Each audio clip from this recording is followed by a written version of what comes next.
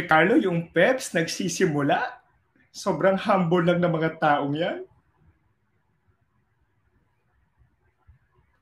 Tangina yung paglalaban ko yung mga taong yan. Kasi maayos yung pakikitungo nila sa akin. Pinapakain nila ako na maayos sa set. Si Sir James. Ini-esteem niya yung damit namin. Si Miss Maya na assistant na direct. Nakikita ko na puyat. Nahihirapan. Yung sa TPC, kay Sir Big, mahal na mahal ko kayo. Kaya ako kayo pinaglalaban. Wala akong pakialam sa pera. Kasi unang-una kaya ko na mabubuhay na walang pera. Sobrang simple ko lang. Nagtitinda lang ako. Nagbe-business lang ako. Huwag na tayo magpaka-showbiz. Ayoko na. Huwag niyo itama yung pamilya ko kasi tahimik lang sila. Anong mapapala ko kung iiyak ako sa inyo, magdadrama ako. Pero hindi ko kaya yung pinagsamahan namin. Alam niya ni Derek kung gaano namin siya kanire-respeto. Saludo ako sa Peps. Kila Miss Marian. Walang sawag. Umintindi, pero Miss Marian, Sir Carlo, Peps, sorry. Masira man pangalan ko, pero wala ko intensyon na mapahamak kayo. Gusto ko lang magsabi ng totoo. Kasi nahihirapan ako. Hindi ko pwede palagpasin to. Alam ng mga taong kilala ako na ayoko sa lahat yung may naagrabyado. Di balik ako na lang masaktan. Di balik ako na lang mahirapan, pero huwag niyo idama yung mga inosenteng tao. Kasi ulit-ulitin man natin, balik-baliktarin man natin to.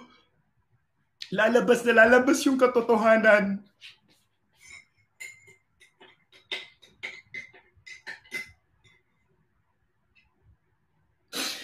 Sinabihan pa ako ni Derek kanina na mag-public apology ako para ibigay niya yung pera, yung bayad. Baka gusto niyong malaman ano yung rason. It's Nissan Ramen time for ASMR. How about Nissan Ramen for some good morning soup? Kung bakit yung last time na episode hindi pinalabas dahil ang issue niya may problema siya sa health, mental health. Kasi putang ina, kung maglolokohan tayo dito, pumunta kami kay Derek, kasama ko si Sir Carlo, kinausap namin siya na mahinahon para kausapin kasi hindi niya ilalabas yung isang episode. Hindi ito pwede itanggi ng mga artists ng My Day na series. Alam yan lahat nila. Wala ako idadamay dito kundi ako lang. Labas si Peps dito. Pero ano ginawa namin? Nagpakumbaba kami, kinausap namin si Derek. Yung mga basher, yung mga nagsasabi na Oxin lang malakas, yung mga angels ni Oxin. Guys, saan ba kayo unang naniwala?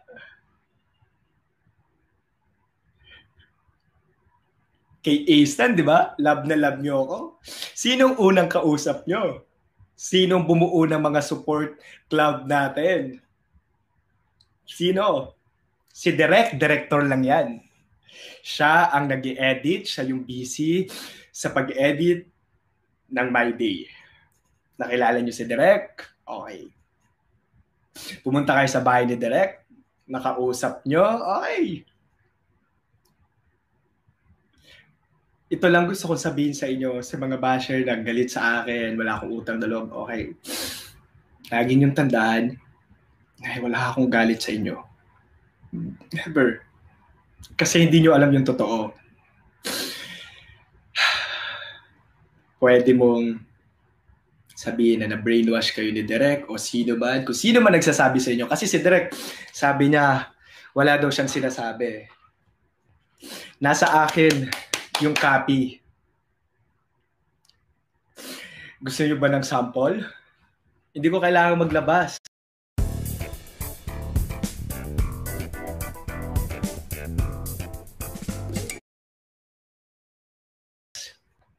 Hindi ko kailangan maglabas. Hindi ko kailangan maglabas ng baho ni Direk kasi kung maglalabasan kami ng baho, mas lalong iingay, sisikat tayo. Kasi si Direk, gusto niya, ano siya eh, sikat siya eh. Tinutulungan ko nga yan i-boost sa Instagram, di ba? Tinutulungan ko kayo lahat. As much as possible, alam yan ng tao. Lahat tinutulungan ko, mga social media nila Miko, YouTube niya. Si Miko sa YouTube na, hindi humingi ng bayad. Kasi maganda yung pakikisama nyo.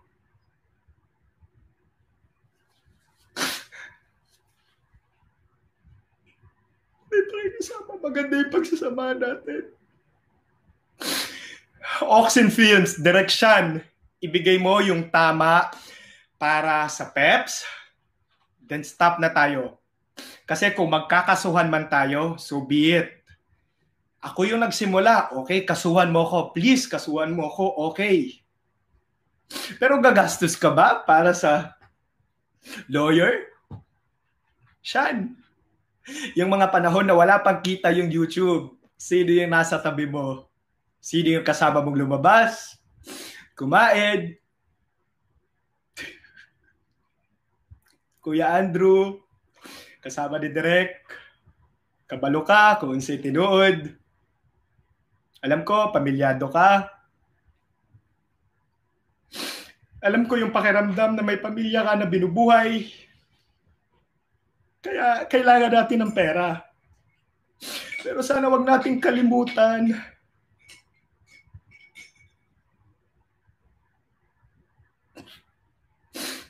Ang galing ko daw magdrama. Hindi pa nga to yun eh. Ano ba? Ano magdadrama? Ano mapapala ako? Eh di sana sa series ko na lang. Sa series ko na lang sana binuhos. Pero ito lang. Ibigay mo yung tama para sa Pepsian.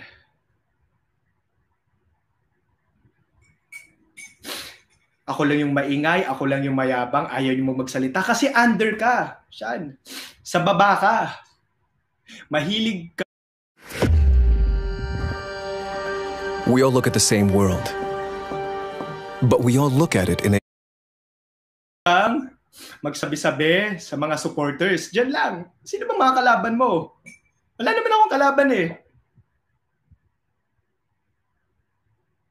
Huwag niyo akong hamunin. Huwag niyo akong hamunin.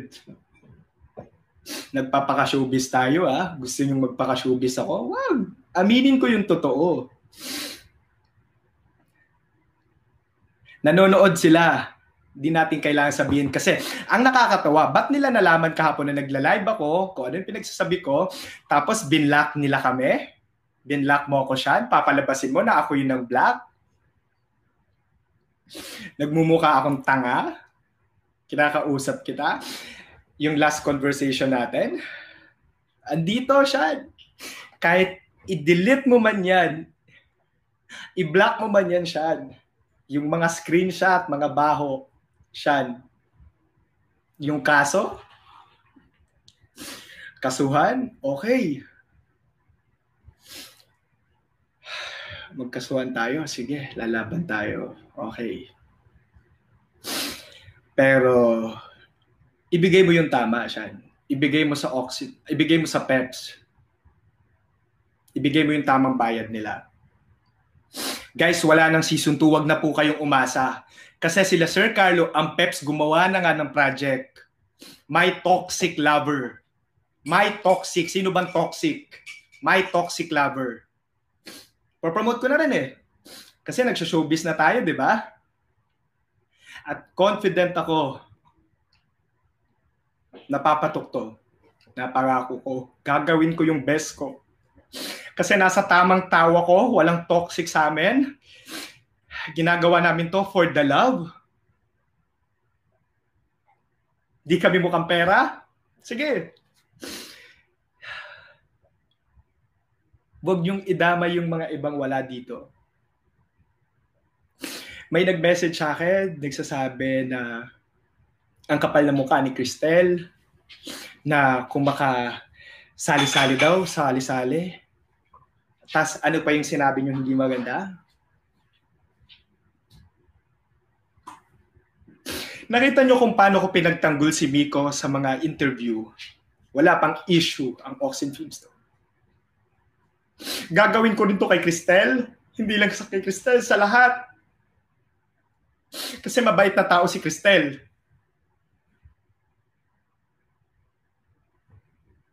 Paglalaban ko talaga sila.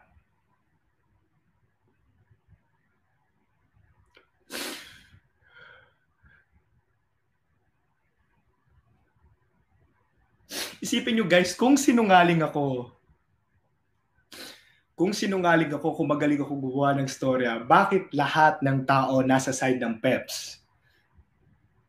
Kung masama ugali ng mga tao ng Peps, sige, bakit lahat nasa Peps?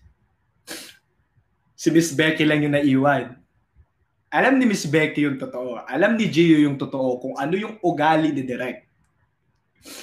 Si Miss Becky, magkasama kami dati. Close na close kami. Pero tahimik lang ako. Ano ba yung rason? Bakit hindi kami nag-usap? Ayoko mandamay. Pero I am happy, Miss Becky, na may project ka dyan sa Oxen Films. Hindi pa ako nagsasalita kay Sean kung ano yung mga pinagsasabi dati. Okay lang. Guys, ganito talaga yung bibig ko. Sobrang prank ako. Ako yung very vocal kay Direk. Alam yan ni Direk na anytime ako yung nag-voice out sa lahat.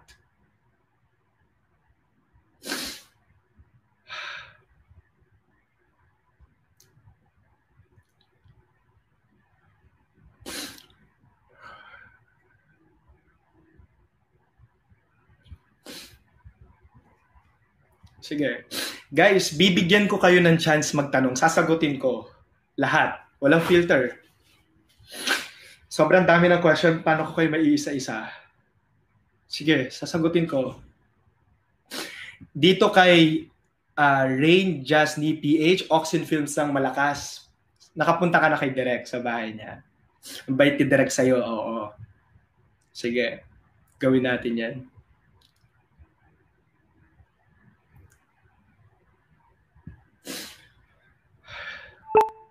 Sige, mga basher. Ilabas nyo. Nako. Guys, huwag kayong magpa-uto. Diyos ko, hindi naman kayo sunasweldohan. Wala kayong napapala. Magbabash kayo sa akin.